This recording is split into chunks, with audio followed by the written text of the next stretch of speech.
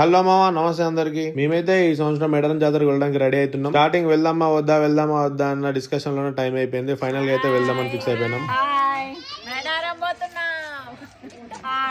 చూసిలేగా ఇదే గ్యాంగ్ ఇప్పుడు మనం పోయేది. వీళ్ళతో పోవడం అంటే పెద్ద సాహసం అనే చెప్పాలి.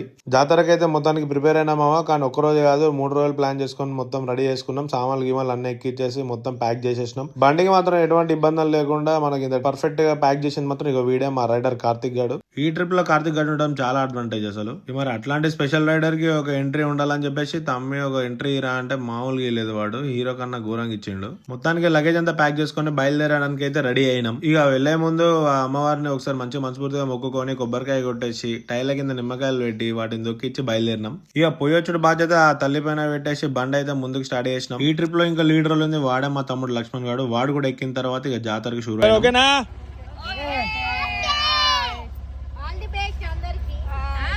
మేడారం వెళ్తున్నాం.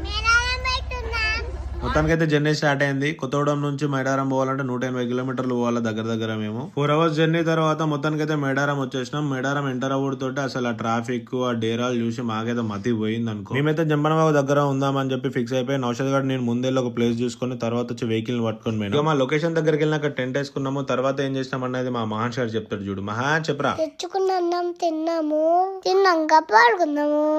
నెక్స్ట్ డే ఏం చేసాము నెక్స్ట్ వీడియోలో చూపిస్తాను, మిస్ అవ్వకండి.